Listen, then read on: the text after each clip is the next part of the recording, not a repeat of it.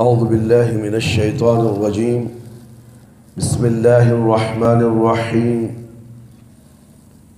نحمده ونصلی علی رسولہ الکریم اما بعد۔ نظر بد اور اس کا علاج انسان کو لاحق ہونے والی بیماریوں میں سے ایک خطرناک بیماری نظر بد ہے۔ نظر بد کا مطلب ہے کہ کسی کی خوبی یا اچھائی سے متاثر ہو کر اس کی حسد یا رشک کی ایسی نظر سے دیکھنا کہ اس کو نقصان پہنچائے یا بیماری لاحق ہو، اسے نقصان پہنچے یا بیماری، یعنی ایک نظر لگنے سے، حسد کی وجہ سے، نظر بد کی وجہ سے آدمی مختلف عوارض میں مبتلا ہو جاتا ہے۔ اسماء بنت عمیس رضی اللہ عنہ، جعفر بن ابی طالب رضی اللہ تعالیٰ عنہ کی بیوی فرماتی ہیں، ایک مرتبہ رسول اکرم صلی اللہ علیہ وسلم گھر تشریف لائے اور ان سے کہا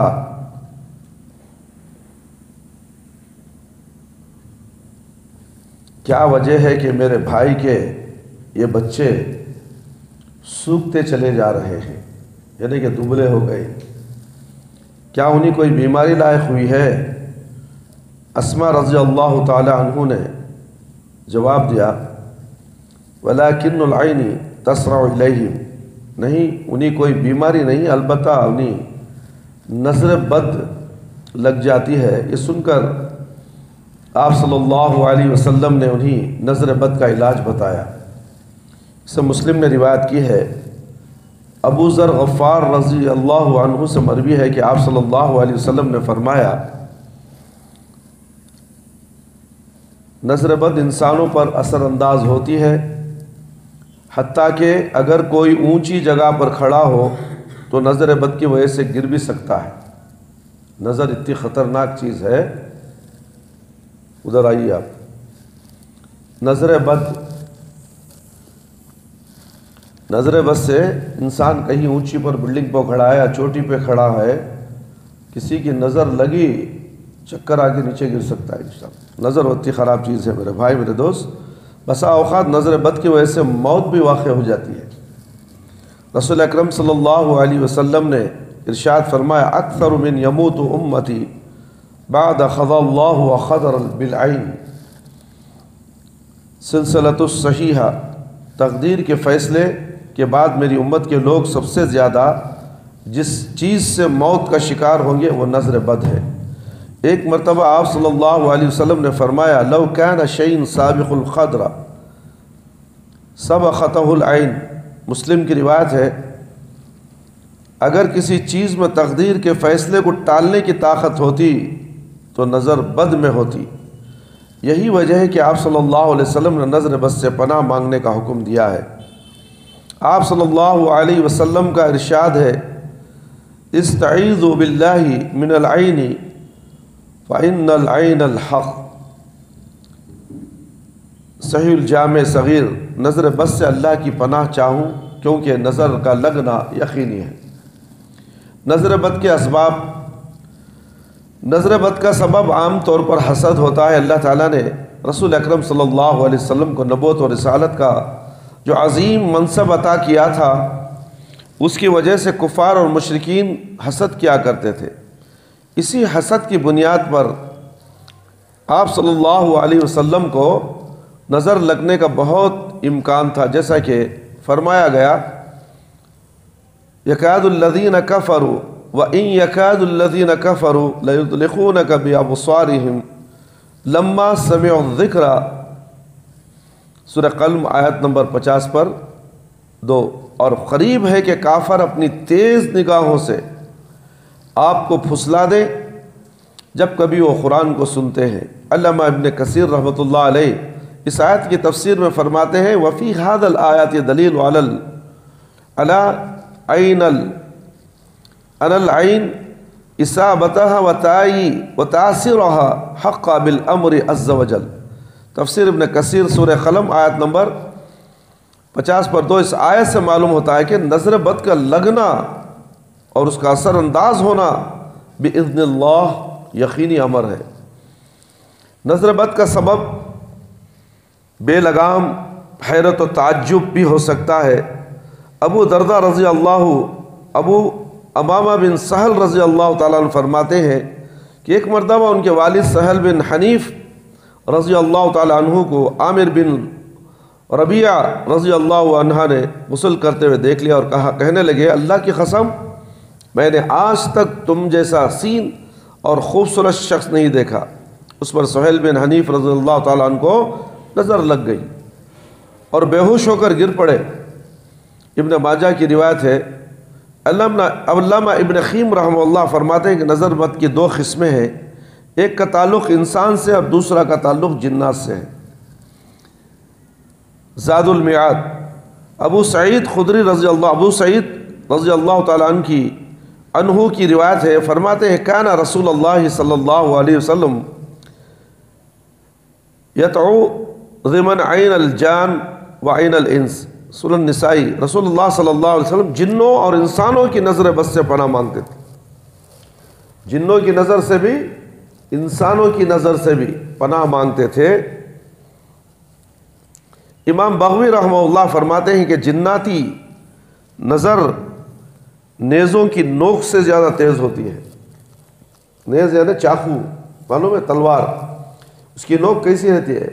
خالی چبھائے تو چھید پڑ جاتا ہے، اس سے بھی خطرناک تیز جنات کی۔ میں اسی لیے کہتا ہوں جنات نظر ڈال دیتے ہیں انہیں بیمار ہو جاتا ہے، سمجھ میں آ رہا ہے؟ اور جنات ہر روز صبح میں جادو کرتے ہیں، 3 گھاٹیاں ڈالتے ہیں، لوگ نہیں سمجھتے، اسے دکھتا نہیں نا، گھاٹی دکھ رہی ہے، گدی میں گھاٹی ڈال دیتے ہیں تو اس لیے انہیں دین سے دور ہو جاتا ہے جادو کے اثر سے۔ تو اس کا حل بھی اللہ کے نبی صلی اللہ علیہ وسلم بتائے، نیند سے بیدار رہو، دعا پڑھو، ایک گھاٹی نکل گئی، وضو کرو، دوسری گھاٹی نکل گئی، 2 رکعت سنت پڑھ لو گھر کے اندر، وہ بھی گھاٹی کھل گئی، اب آزاد ہو گیا، اور فجر کی نماز بھی آپ کو مل گئی اور اللہ کے امان میں آ گئے۔ اگر درس کہیں ہو رہا ہے، درس بھی سن لیا تو ایک حج کا ثواب بھی مل گیا۔ اللہ اکبر، کتنی بڑی دولت صبح میں مل رہی ہے، اللہ تعالیٰ نعمتیں بانٹ رہا ہے، مگر ہم ہیں کہ سو رہے ہیں، پھر بیماریاں کیسے دور ہوں گی، پریشانیاں کیسے دور ہوں گی؟ تو اس لیے ہمیں چاہیے کہ اللہ کے نبی صلی اللہ علیہ وسلم کی تعلیمات پر غور و فکر کرتے ہوئے عمل کرے۔ اکثر انسان دوسروں کی نظر بد کا شکار ہوتا ہے، مگر بسا اوقات آدمی کو خود اپنی نظر بھی لگ جاتی ہے، خود اپنی بھی نظر لگ جاتی ہے۔ اللہ اکبر، اس لیے اللہ کے رسول صلی اللہ علیہ وسلم نے ہمیں حکم دیا کہ جب بھی اپنی کوئی چیز پسند آئے تو فوراً برکت کی دعا کریں۔ عامر بن ربیعہ رضی اللہ عنہ سے مروی ہے کہ آپ صلی اللہ علیہ وسلم نے فرمایا اذا راى احدکم من نفسه او مالہ او من اخیہ ما یعجبہ فلیدع لہ بالبر بالبرکۃ فإن العین حق۔ صحیح الجامع الصغیر، صحیح و ضعیف الجامع الصغیر۔ جب تم میں سے کسی کو اپنا نفس یا اپنا مال یا اپنے بھائی کی کوئی چیز بھلی لگے تو اسے چاہیے کہ برکت کی دعا کرے، کیونکہ نظر بد کا لگنا یقینی ہے۔ سورہ کہف میں ایک مالدار شخص کا ذکر آیا ہے جس کو اللہ تعالیٰ نے 2 عمدہ اور پھلدار باغ عطا کیے تھے۔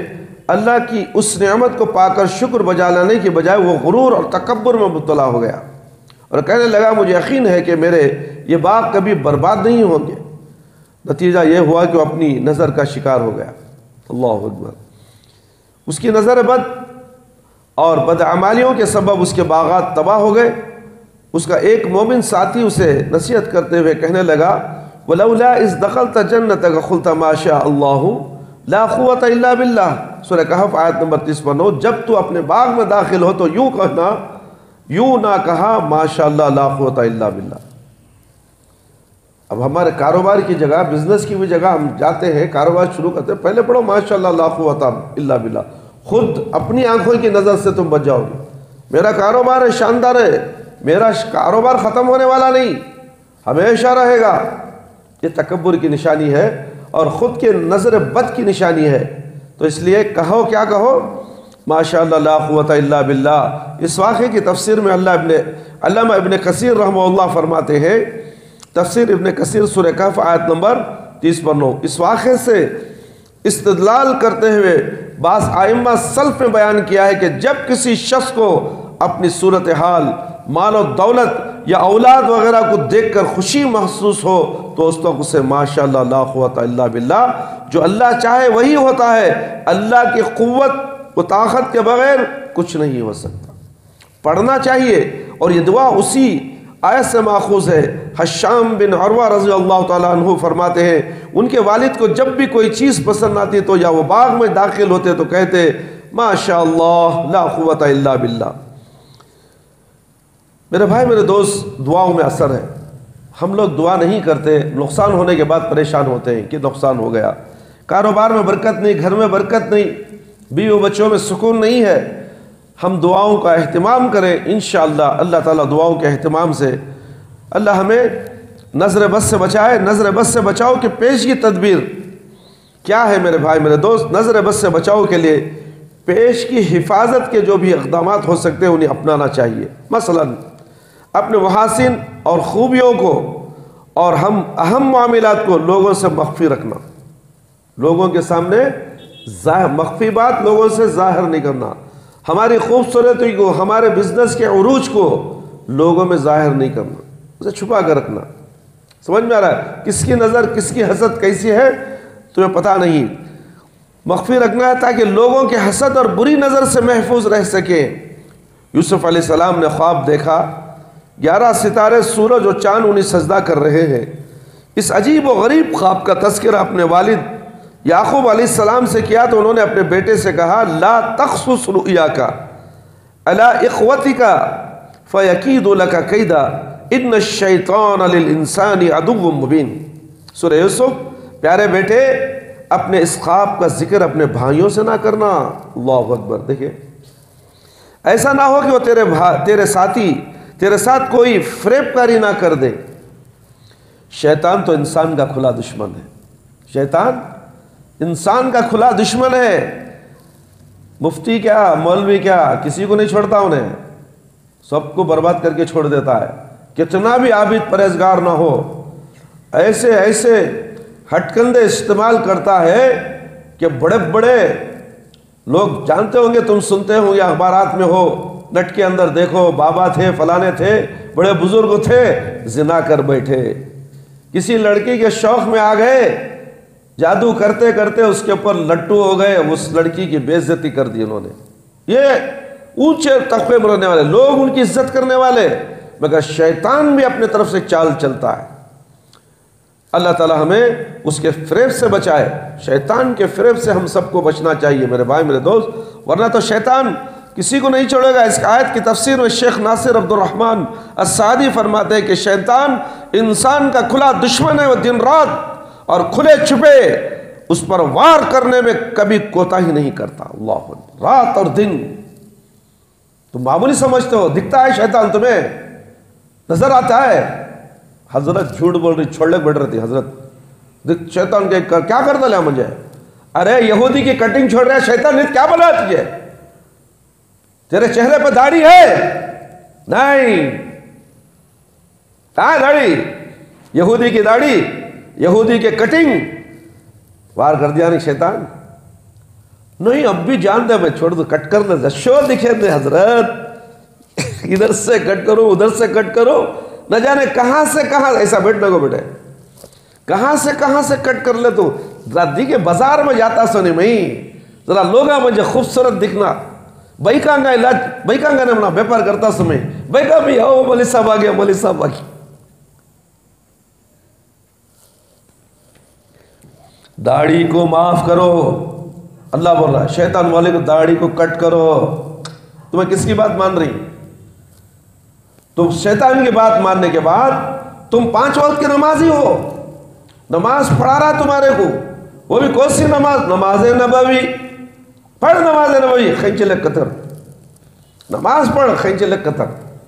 تو پھر تمہیں اللہ کے احکام کو، داڑھی کا چھوڑنا اللہ کا حکم ہے، اور اسے حکم کو تمہیں کاٹے بعد تمہیں کہتے بھی متقی بن جاؤ، اللہ کی نظر میں تمہیں مجرم کرو نہ دھڑلک پھرتا تم نہ۔ تو اس لیے میرے بھائی اللہ سے ڈرو، شیطان کی فریب کاریوں میں مت آؤ۔ اسی طرح وہ کھلے چھپے اور وار کرتا رہتا ہے، ان اسباب سے دور رہنا بہتر ہے جن کے ذریعے سے وہ انسانوں پر تسلط حاصل کرتا ہے۔ تفسیر السعدی۔ اسی طرح اپنی اولاد کو بھی نظر بد سے بچانے کی احتیاطی تدبیر اختیار کرنا چاہیے۔ یعقوب علیہ السلام کے بیٹے قحط کے زمانے میں غلہ لانے کے لیے جب مصر روانہ ہونے لگے تو انہوں نے اپنے بیٹوں سے کہا، یا بنی لا تدخلوا من باب واحد وادخلوا من ابواب متفرقہ۔ سورہ یوسف آیت نمبر 60/7۔ اے میرے بچوں، دیکھیں اے میرے بچوں، پیار سے بچوں کو ہمیں پکار دی، بڑا ہوگا تو کیا جو معلوم تم نا، معلوم نہیں، خاموش بڑھو، منجے معلوم۔ کون بولتا ہے یہ دو ٹانگوں پہ کھڑا ہے سو کون اسے؟ وہ باپ کھڑا ہے سو اپنے پسینے کی کمائی کما کو اسے دودھ پلا کو، کھانا کھلا کو، روزی دلا کو، اسے کپڑے دلا کو، چلنا سکھا کو، بھگانا سکھا کو، مدرسے کو بھیج کو، اسکول کو بھیج کو، پڑھانے کے بعد جب کمانے لگتا ہے تو کہتا ہے کہ تم نہ کیا بھی معلوم نہیں، تمہیں پرانے زمانے کے، یہ زمانہ کمپیوٹر کا ہے، ڈیجیٹل انٹرنیٹ کا پروگرام چل رہا ہے اس زمانے میں، خاموش رہو، تم نہ معلوم نہیں، میں کر رہا تو مجھے معلوم، چھوڑو مجھے معلوم، بار بار بولو نہ کو بھائی، کئی کو بار بار بولتی اس تمہیں مجھے معلوم نہیں۔ یہ جواب بڑا خطرناک ہے، یہ جہنم کو لے کو جانے والا جواب ہے میرے بھائی۔ اف مت کہو اپنے ماں باپ کو، اف اف، ختم۔ ترچی نگاہ سے مت دیکھو، گھور کر مت دیکھو، اور تم اتنی بڑی بڑی باتیں کرنے لگ جاتے ہو اور جہنم میں اپنی جگہ مقرر کر لو، ریزرویشن کرا لو اپنے جہنم کے اندر۔ اگر تم نے ماں باپ کو تکلیف دی ہے تو اللہ تعالیٰ تمہیں معاف نہیں کرنے والا، دنیا میں بھی نہیں کرے گا اور آخرت میں بھی نہیں کرے گا۔ میرے بھائی میرے دوست، تمام باتیں عبرت آموز باتیں ہیں میرے بھائی میرے بچوں۔ تم سب ایک دروازے داخل نہ ہونا بلکہ کئی جدا جدا دروازوں میں داخل ہونا۔ یعقوب علیہ السلام نے اپنے بیٹوں کو الگ الگ دروازوں داخل ہونے کا جو حکم دیا تھا اس کی وجہ بیان کرتے ہوئے ابن عباس رضی اللہ تعالیٰ عنہ فرماتے ہیں، انہو خشیر علیہ العین وذالک انہم کانوا اذو جمال وحیت حسنا۔ ابن کثیر رحمہ اللہ تفسیر سورہ یوسف۔ یعقوب علیہ السلام کو ڈر ہوا کہ کہیں ان کے بچوں کو نظر نہ لگ جائے، کیونکہ وہ بہت ہی خوبصورت تھے، بچے خوبصورت ہوتے ہیں معلوم ہے، تو اس لیے نظر نہ لگ جائے، اس کی وجہ سے سب ایک ساتھ اندر بادشاہ کے دربار میں، دروازے میں، قلعے میں ایک ساتھ داخل مت ہونا، اس لیے کہ سب کی نظر تمہارے پر پڑ جائے گی۔ بہت سے دروازے تھے تو الگ الگ دروازوں میں سے داخل ہو جاؤ۔ ایک باپ کی نصیحت اپنے بچوں کو، نہیں میں وہاں سے جاتے صورت جاؤ، نظر بد میں شکار ہو جاؤ گے، باپ کی نافرمانی کرے تو جرم ہے، اور دنیا اور آخرت ذلیل اور رسوا کے سوا کچھ نہیں۔ اللہ اکبر۔ اگر کسی مومن بھائی میں کوئی خوبی دیکھیں تو اسے برکت کی دعا دینی چاہیے تاکہ وہ نظر بد سے محفوظ رہے۔ ابو امامہ بن سہل بن حنیف رضی اللہ عنہ سے مروی ہے کہ آپ صلی اللہ علیہ وسلم نے فرمایا، الجامع الصغیر کی روایت ہے، تم میں سے کوئی اپنے بھائی کی ہلاکت کا ذریعہ کیوں بنتا ہے؟ جب اپنے بھائی میں کوئی پسندیدہ چیز نظر آئے تو اس کے حق میں برکت کی دعا کرنی چاہیے۔ آپ صلی اللہ علیہ وسلم کا یہ معمول تھا کہ اگر کسی کے اندر کوئی خوبی دیکھے تو فوراً برکت کی دعا دیتے۔ عروہ بن رقی رضی اللہ تعالیٰ عنہ فرماتے ہیں کہ رسول اکرم صلی اللہ علیہ وسلم نے انہیں 1 دینار دے کر کہا 1 بکری خرید لاؤ۔ وہ کہتے ہیں کہ میں نے 1 دینار میں 2 بکریاں خرید لی، پھر ان میں سے 1 بکری کو 1 دینار میں بیچ دیا۔ 1 بکری اور 1 دینار لے کر آپ صلی اللہ علیہ وسلم کی خدمت میں حاضر ہوا اور آپ صلی اللہ علیہ وسلم سے سارا واقعہ سنایا۔ آپ صلی اللہ علیہ وسلم بہت خوش ہوئے اور کہا، بارک اللہ فی صفقۃ یمینک، اللہ تمہاری کمائی میں برکت عطا فرمائے۔ دیکھو 2 بکریاں لانے کے لیے 2 درہم دیے، مگر انہوں جا کر کیا کرے، 1 دینار میں 2 بکریاں لایا، اور 1 درہم آج کے زمانے میں رہتا 1 ڈکر آج 1 ڈکار بھی نہیں، پورے ڈکاری چاہیے۔ اللہ اکبر۔ دیکھو جب ابھارنے کا کیسا طریقہ ہے، ماشاءاللہ تمہیں کہتا اچھا، بارک اللہ فی، اللہ تمہاری کمائی میں برکت دیں۔ ہوشیاری، عقل مندی۔ باپ سے چھپا کر کیا کرو گے تم؟ باپ تو تمہیں پالا پوسا بڑا کیا اور تمہیں لے کچھ نہ کچھ راستہ بنا کر دیتا ہے کاروبار کا، تو اس میں برکت باپ کے پاس پیسہ لا کر دینا ہے، باپ کو لا کر دے کے بولا ابو دیکھو میں ایسا کام کیا ہوں، حلال کام کیا ہوں، میں برا نہیں، میں نے ایک کے اندر 4 چیزیں خریدی ہیں، ماشاءاللہ ماشاءاللہ بارک اللہ فی، اللہ تیرے کام میں ترقی دے، اللہ تیری روزی میں برکت دے۔ یہ دعا باپ کے منہ سے نکل گئی، اللہ فرشتے سب آمین بولا۔ تو اس لیے میرے بھائی میرے دوست، اللہ سے ڈرو، اللہ تعالیٰ ہر ایک کی حفاظت فرمائے، اللہ تعالیٰ ہر ایک کو نظر بد سے بچائے۔ 1-2 حدیثیں بول کر میں اپنی بات ختم کر دیتا ہوں۔ ابو مخورہ رضی اللہ تعالیٰ اپنے قبول اسلام کا واقعہ بیان کرتے ہوئے فرماتے ہیں کہ فتح مکہ کے موقع پر میں اپنے چند ساتھیوں کے ساتھ سفر پر روانہ ہوا، راستے میں اذان کی آواز سنائی دی، ہم مؤذن کا مذاق اڑاتے ہوئے بلند آواز سے اسی کی نقل اتارنے لگے۔ آپ صلی اللہ علیہ وسلم کے ساتھی ہمیں پکڑ کر لے آئے۔ آپ صلی اللہ علیہ وسلم نے پوچھا تم میں سے کون بلند آواز سے اذان دے رہا تھا؟ سب نے میری طرف اشارہ کیا۔ آپ صلی اللہ علیہ وسلم نے سب کو چھوڑ دیا اور مجھے روک لیا اور فرمایا اٹھو اذان دو۔ میں کھڑا ہوا، کھڑا تو ہو گیا، مگر اس وقت میری کیفیت یہ تھی کہ مجھے رسول اکرم صلی اللہ علیہ وسلم سے اور آپ کہ اس حکم سے انتہائی نفرت محسوس ہو رہی تھی۔ بہرحال میں نے آپ صلی اللہ علیہ وسلم کے سامنے کھڑا ہو گیا اور آپ صلی اللہ علیہ وسلم نے خود مجھے اذان کے کلمات سکھائے۔ جب میں اذان سے فارغ ہوا تو آپ صلی اللہ علیہ وسلم نے ایک تھیلی میرے حوالے کی، اس میں کچھ چاندی کے سکے تھے۔ اس کے بعد آپ صلی اللہ علیہ وسلم نے اپنا ہاتھ میرے سر پر رکھا، پھر میرے چہرے اور جسم پر پھیرا، پھر آپ صلی اللہ علیہ وسلم نے فرمایا بارک اللہ لک و بارک علیک، اللہ تجھے برکت دے اور تجھ پر برکت نازل فرمائے۔ یہی واقعہ کہ قبول اسلام کا ذریعہ بنا۔ وہ قبول اسلام نہیں تھا پہلے، تو اذان سکھائے، اذان بول کر دیے کلمات۔ یہ اذان کا مذاق اڑا رہا تھا، باہر زور زور سے چیخ رہا تھا، اسی لیے کہا زور سے اذان کون چیخ رہا تھا، وہ سب کو بھیج دیا، اسے روک لیے۔ اور جب بازو بٹھا لے تو وہ شخص نبی کریم صلی اللہ علیہ وسلم سے نفرت کر رہا تھا۔ پھر اللہ کے نبی صلی اللہ علیہ وسلم نے پیار سے اسے اذان سکھائے، پھر اذان بول۔ جب اذان بولا تو اسے چاندی کے سکے انعام میں دیے اور برکت کی دعا کی، اسی وقت ایمان قبول کر لیا۔ یہ چیز ہے میرے بھائی میرے دوست، یہ سنن ابن ماجہ کی روایت ہے۔ سمجھ میں آ رہا ہے؟ یہ بترجیع فی الاذان۔ میرے بھائی میرے دوست، اور بھی بہت سی باتیں ہیں، وقت کی کمی کی وجہ سے آپ کا وقت لینا، باقی کا حصہ انشاءاللہ کل میں آپ کے سامنے پیش کروں گا۔ جزاکم اللہ خیر، احسن الجزا۔ اللہ تعالی ہم سب کو ان تمام چیزوں کو جاننے کے بعد نظر بد سے بچنے کی کوشش کریں اور حسد خوروں سے ہوشیار رہیں، اور جب بھی کوئی نظر ڈال دے گا یا نہیں ڈالے گا ماشاءاللہ لا قوت الا باللہ کثرت سے پڑھتے رہیں، اور کوئی نئی چیز دیکھے تو ماشاءاللہ لا قوت الا باللہ پڑھیں۔ سمجھ میں آ رہا ہے؟ دعاؤں کو زیادہ سے زیادہ پڑھتے رہیں، ورد کرتے رہیں، انشاءاللہ اللہ تعالی ہمیں نظر بد سے بچائے، جادو سے بچائے، شیطانی فریب سے بچائے۔ اللہ تعالیٰ ہم سب کو 5 وقتہ نمازی بنا دے، وقت پر نماز پڑھنے والا بنا دے، ہماری نمازوں میں خشوع اور خضوع عطا فرمائے، ہماری جائز دعاؤں کو قبول فرما لے۔ اے اللہ تو رحم کرنے والا، ہم سب پر رحم فرما۔ ربنا آتنا فی الدنیا حسنۃ وفی الآخرۃ حسنۃ وقنا عذاب النار۔ ربنا ظلمنا انفسنا وان لم تغفر لنا وترحمنا لنكونن من الخاسرین۔ ربنا هب لنا من ازواجنا وذرياتنا وقرۃ اعین واجعلنا للمتقین اماما۔ رب حب لی من الصالحین، رب حب لی من الصالحین۔ اعوذ بکلمات اللہ التامات من شر ما خلق، اعوذ بکلمات اللہ التامات من شر ما خلق، اعوذ بکلمات اللہ التامات من شر ما خلق۔ اللہم انی اعوذ بک من البرص والجنون والجذام ومن سیء الاقسام، یا حی یا قیوم برحمتک استغفر۔